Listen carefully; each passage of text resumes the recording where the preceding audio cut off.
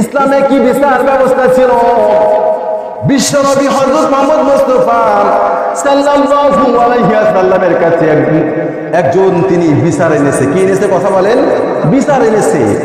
বলছে, হে আল্লাহর রাসূল, এক ইহুদি এবং আর এক মুসলিম আল্লাহ রাসূলের কাছে বিচার নিয়ে গেছে। ওই মুসলিম বেচারা মনে করেছে আমি মুসলমান, তো আল্লাহ রাসূল রায়টা আমার পক্ষে দেবে, আমার কি পক্ষেই দেবে। কিন্তু সব কিছু শুনে বেড়ে দেখে যে দোষটা হচ্ছে এই মুসলমানের। কথা শুনছেন আমার? তখন ওই মুসলমান বেচারা যখন রায়টা তার পক্ষে হয়নি, অসন্তুষ্ট হয়ে গেছে। সে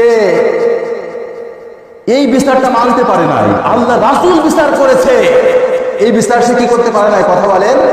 মানতে পারে নাই। The first caliph of Islam, ইসলামের প্রথম খলিফা আবু বকরের কাছে গেছে। আবু বকর বলছে, সাদাসিধে একটা খলিফা, তিনি বলছেন আল্লাহ রাসূল বিচার করেছে, এখানে আমি আর কিছুই করতে পারবো না। কপাল কত খারাপ এই বেচারার। ওমরের কাছে যে বলছে, ওমর, আমি তো জিহাদের ময়দানেও যাই, আমি তো চাঁদা, যখন চাঁদা ধরো চাঁদাও দিই, রায়টা আমার পক্ষে দেওয়া তো ভালো ছিল। কিন্তু আল্লাহ রাসূল কি করেছে? রায়টা আমার পক্ষে না দিয়ে কার পক্ষে দিয়েছে? কথা বলেন। ওই ইহুদির পক্ষে দিয়ে দিয়েছে। এটা কি মানা যায়? বলেন। ওমর সিংহ তেজিন বিশ্বনবী হযরত মুহাম্মদ মুস্তাফা সাল্লাল্লাহু আলাইহি ওয়াসাল্লাম বলছে, যদি আমার পরে যদি কেউ নবী হয়ে যেত,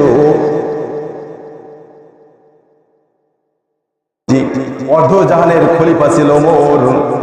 এই জন্য তো বলা হয়েছে, প্রভু তুমি বলেছো রাসূল দেবে না, বলনি দেবে না, বলনি দেবে না হামজা তারি, খালিদ বিজয় সম। প্রভু তুমি বলেছো রাসূল দেবে না, বলনি দেবে।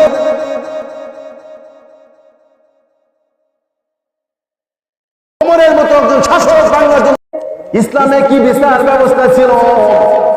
বিশ্বনবী হযরত মুহাম্মদ মুস্তাফা সাল্লাল্লাহু আলাইহি ওয়াসাল্লামের কাছে একজন তিনি বিচার এনেছে। কি এনেছে? কথা বলেন। বিচার এনেছে।